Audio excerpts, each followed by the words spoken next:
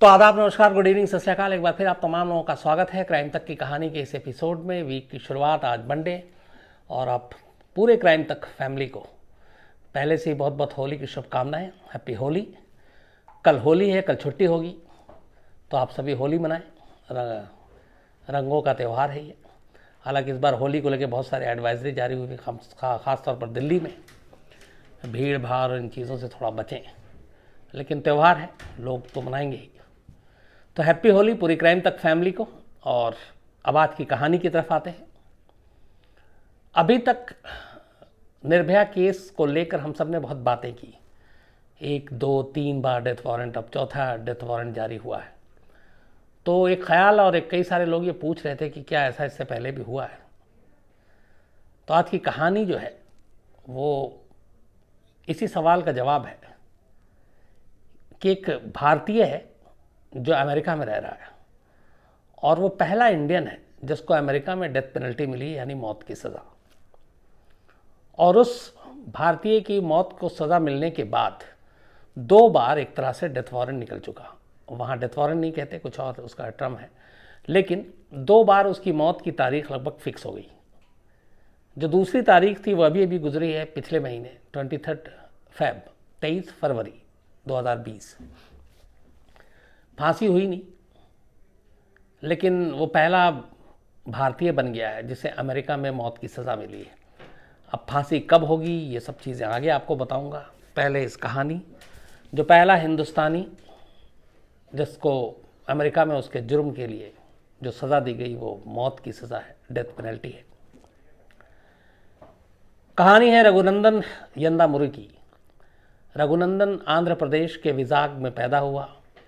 बचपन से ही पढ़ने लिखने में तेज़, उसने अच्छी खासी पढ़ाई लिखाई की।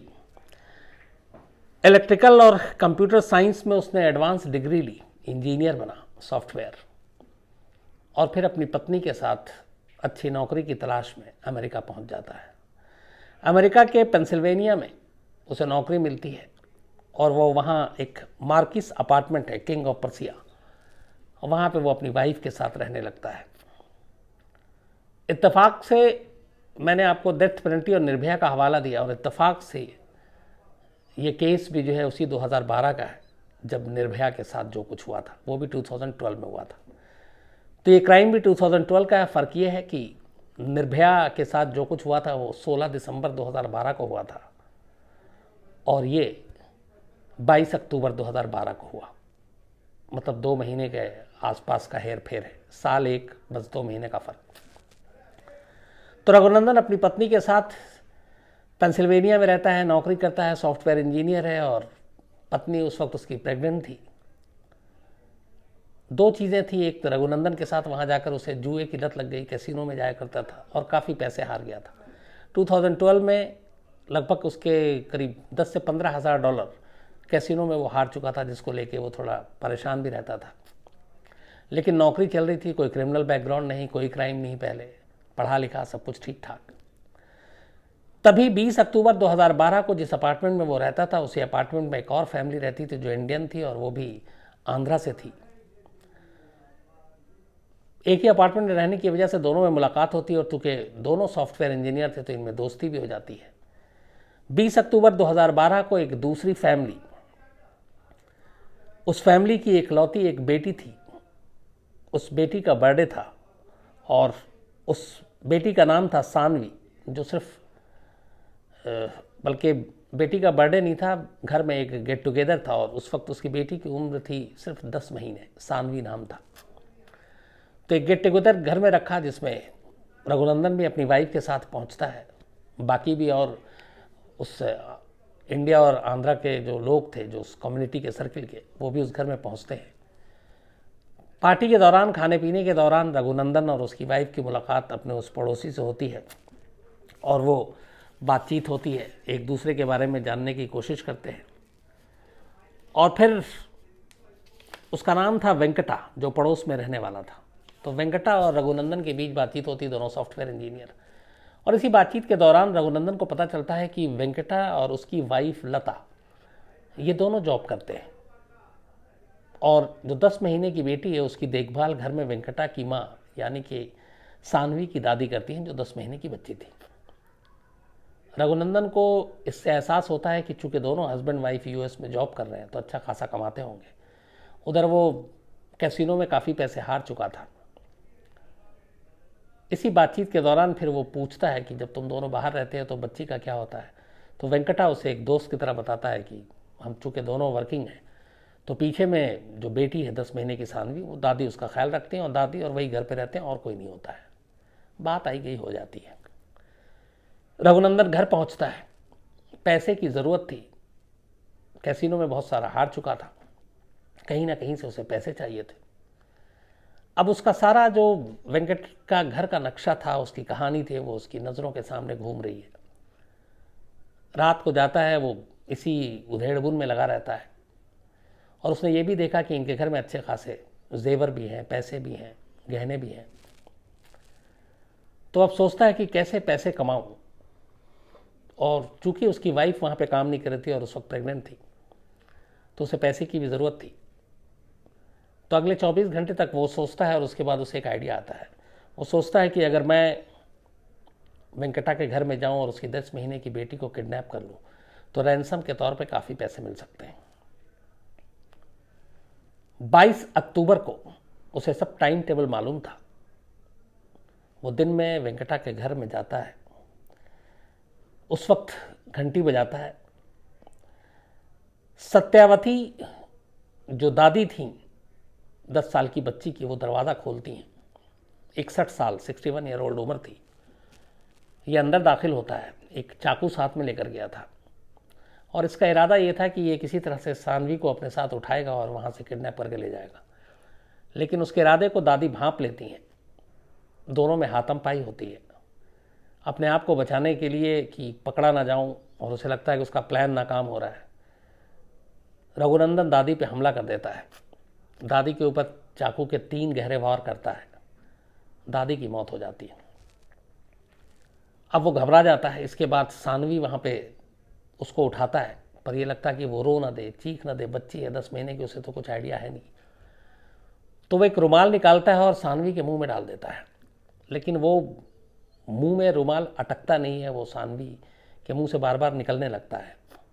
और उसे यह था कि इसका मुंह बंद करने के लिए ज़रूरी है। उस वक्त टेप और बाकी कोई चीज़ें थी नहीं उसके पास। तो फिर अचानक लगता है कि ये मुंह से रुमाल निकल जाएगा और वो उसको लेकर जाएगा और वो बीच में चीख पड़ी, रो पड़ी तो पकड़ा जाएगा। तब यहाँ पे रघुनंदन सानवी के मुंह में, 10 साल की बच्ची के मुंह में रुमाल डालने के बाद एक टॉवेल उठाता है और उस टॉवेल से उसका पूरा मुंह बंद कर देता है, मतलब सर से लेकर गर्दन तक। और वो इसलिए बांधता है ताकि रुमाल जो है उसके मुंह से बाहर ना निकले। तो वो टाइटली उसके पूरे फेस पे अब टॉवेल बांध देता है। एक तो मुंह के अंदर रुमाल, ऊपर से टॉवेल। बच्ची का दम घुटने लगता है। इसी दौरान वो घर में इधर उधर जो उसको जो भी जेवर मिलते हैं वो उठाता है। एक रूम से उसको ब्लू कलर का एक बैग मिलता है, वो बैग उठाता है। उस बैग में जो भी जेवर और बाकी जो पैसे मिले कुछ, वो रखता है। और साथ में उसी बैग में 10 महीने की बच्ची सानवी को भी बंद कर देता है। बंद करने के बाद वो बैग लेकर घर से बाहर निकलता है, चूँकि वो उसी अपार्टमेंट में रहता था। उसके बाद वो जिम जाता है। जिम के पास जाने के बाद जिम के अंदर जो मेंस एक वॉशरूम है, वहाँ पे खाली जगह मिलती है। वो वहाँ उस बैग को रख देता है। उस बैग में सानवी थी, लेकिन रघुनंदन को पता था कि जिस तरीके से उसने टॉवेल बांधा और बैग में बंद किया, वो जिंदा नहीं है।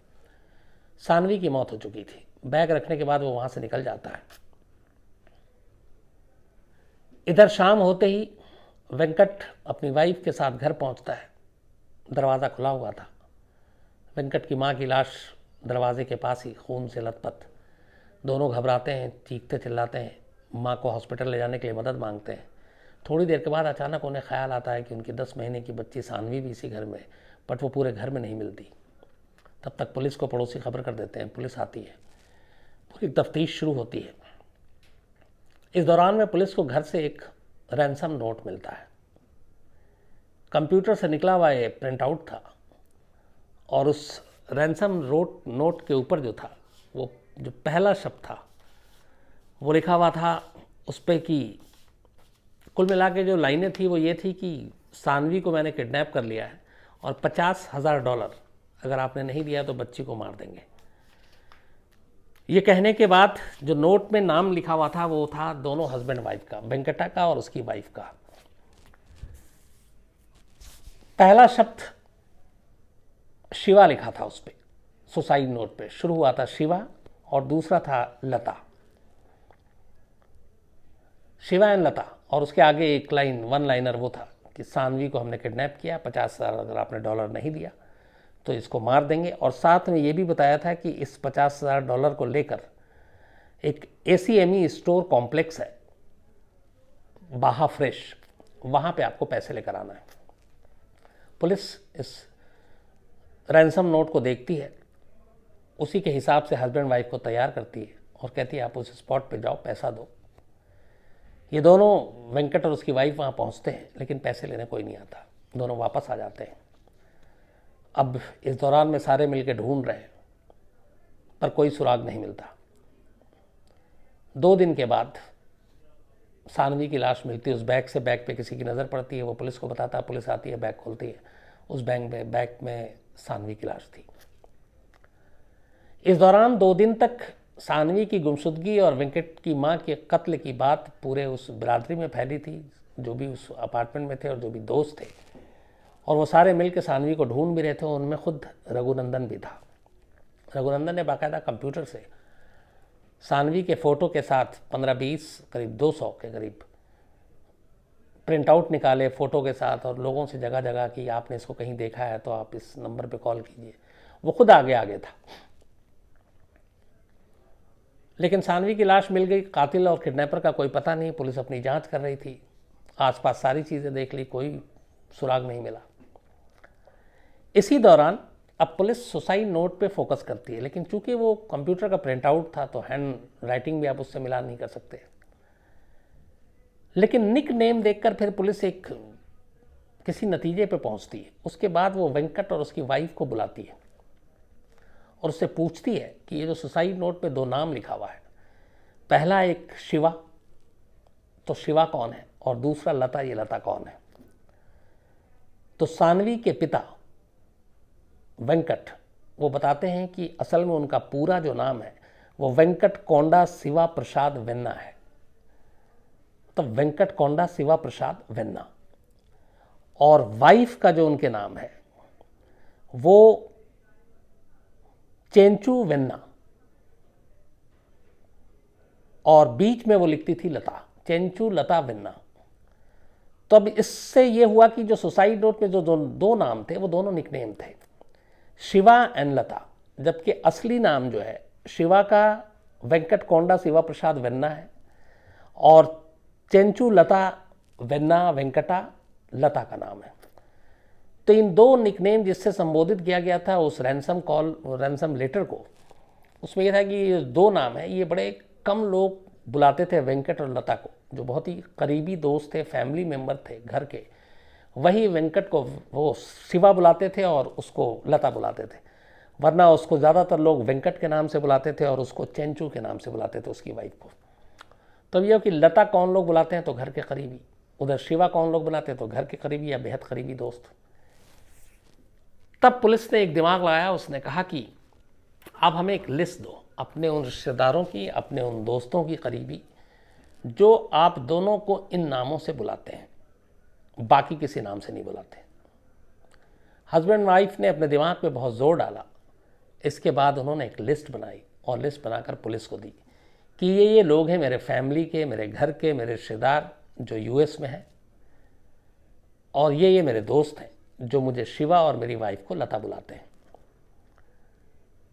उस लिस्ट में से पुलिस ने जो नाम टटोलना शुरू किया, हर एक बंदे के बारे में अब जानकारी इकट्ठी शुरू की कि 22 अक्टूबर को ये लोग कहाँ कहाँ थे, और उस लिस्ट में से एक नाम रघुनंदन का भी था। तो पुलिस ने आसपास के जितने भी वो थे उनको एक एक करके बुलाकर पूछताछ करनी शुरू की। चूंकि रघुनंदन उसी अपार्टमेंट में रहता था तो रघुनंदन को ही बुलाकर पूछताछ की गई। उससे पूछा गया कि 22 अक्टूबर को कहाँ है। उसने अपनी सारी चीज़ें बतानी पुलिस को शुरू की। हर एक से पूछताछ हो गई। इसके बाद पुलिस ने रघुनंदन की वाइफ से पूछताछ करने का फैसला किया। 22 अक्टूबर का इसका पूरा रूटीन क्या था। ये पता चला कि वो ऑफिस भी गया था, सब कुछ था, लेकिन उसकी वाइफ ने एक अजीब चीज़ बताई। उसने कहा कि रघुनंदन जो है वो अपने लंच एंड डिनर के टाइम को लेकर बहुत पंक्चुअल है, उसूल का पक्का है। जितने बजे उसका टाइम फिक्स होता है वो उतने ही बजे लंच करता है और उतने ही बजे डिनर करता है। 22 अक्टूबर को पहली बार उसने अपना उसूल और रूल तोड़ा और 22 अक्टूबर को उसने पहली बार पहले लंच किया। तो पुलिस ने पूछा कि इसमें बड़ी बात क्या, कई बार हो सकता है। उसने बोला कि नहीं, जब से मैं इसके साथ हूँ इसने आज तक कई ऐसी चीज़ें हो गई पर रूल नहीं तोड़ा। ये बात पुलिस को अजीब लगी। इसके बाद पुलिस ने फिर 22 अक्टूबर के पूरे उसके रूटीन को खंगालना शुरू किया। कई ऐसी चीज़ें पता चली जो रघुनंदन ने पुलिस से पूछताछ में झूठ बोला था, और वो चीज़ें उसके कुलीग और वाइफ इन सब को मिलाकर जब आमने सामने बातचीत की गई तो क्लियर होता गया। अब रघुनंदन को लगा कि वो फंस जाएगा। आखिरकार फिर उसने एक्सेप्ट कर लिया अपना जुर्म। उसने कहा कि हाँ, मुझे कैसीनो जाने की लत लग गई थी, जुआ खेलने की लत थी, तो मुझे लगा कि उस पार्टी में मिलने के बाद कि इन दोनों हस्बैंड वाइफ जॉब करते हैं, इनके पास पैसे होंगे तो ये मुझे $50,000 आराम से दे सकते हैं, और इसीलिए मैंने सानवी को किडनैप करने का फैसला किया था कि सानवी को किडनैप करूंगा, पैसे लूँगा, फिर सानवी को घर पहुंचा दूंगा। मेरा उन दोनों को मारने का कोई इरादा नहीं था। लेकिन शिवा की माँ सामने आ गई और वो विटनेस हो जाती तो मजबूरी में मुझे मारना पड़ा। सानवी रो पड़ती, चीख पड़ती तो मैं पकड़ा जाता। इस वजह से उसके मुंह में मैंने रुमाल डाल दिया, टॉवल से उसका चेहरा बांध दिया और दम घुटने से उसकी मौत हो गई। उसने कन्फेस कर लिया। इसके बाद मुकदमा चला। 2014 में उसको सजाए मौत दी गई। 2014 के बाद फिर अपने आप सुप्रीम कोर्ट तक मामला गया। सुप्रीम कोर्ट ने भी उसकी सज़ा को कम करने से इनकार कर दिया और मौत की सज़ा बरकरार रही। 2016 में एक बार मौत की तारीख फिक्स हुई, फिर 23 फरवरी को कि उसको फांसी की सज़ा होगी। मतलब मौत की सज़ा वहाँ पे ये है कि आपको जहर भरा इंजेक्शन देकर मारने का पेंसिल्वेनिया में रिवाज है। तो ये हुआ कि उसको जहर भरा इंजेक्शन दिया जाएगा और 23 फरवरी की तारीख थी, लेकिन ये तारीख निकल गई। 2 बार वो मौत से बच गया। उसकी वजह है, इस पेंसिल्वेनिया में एक गवर्नर आए जिनका नाम है टॉम वॉल्फ, और टॉम वॉल्फ मौत की सज़ा के खिलाफ है। 2015 में इन्होंने अपने इस स्टेट में मौत की सज़ा पर रोक रखी है, जिस पे अभी आखिरी फैसला होना बाकी है।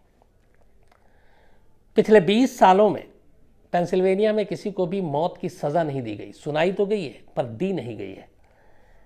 1976 के बाद से यहाँ पे 3 लोगों को अब तक, मतलब 76 से चले तो करीब 34 साल हो गए, 3 लोगों को डेथ पेनल्टी मिली अभी तक 36 सालों में, पर मौत की सज़ा किसी को नहीं दी गई। मतलब उनको आखिरी सज़ा नहीं मिली है। सज़ा पाए तो हैं बट उनको इंजेक्शन नहीं दिया जा सका।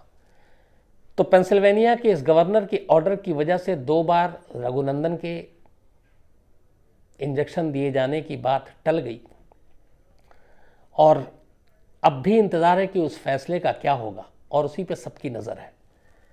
तो 2 बार मौत की तारीख आई और निकल गई, जैसे निर्भया के केस में हुआ।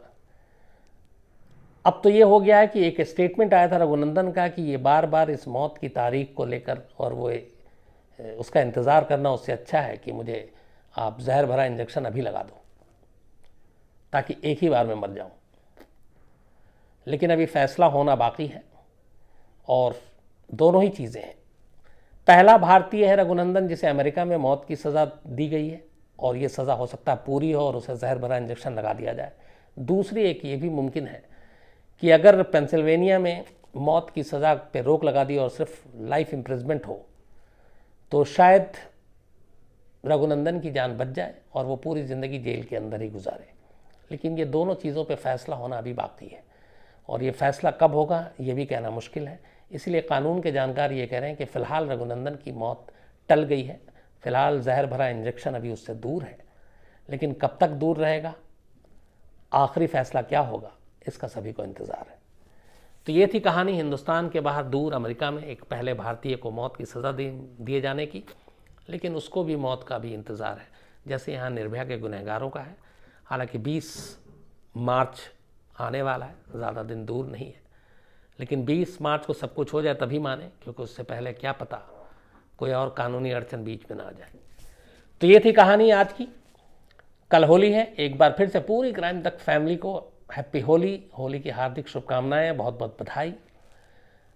सेफ रहें, अच्छे से होली खेलें और अच्छे रहें, खुश रहें। अब आपसे फिर मुलाकात होगी किसी और कहानी के साथ रात 9 बजे। तब तक अपना ख्याल रखिए। Thank you very much.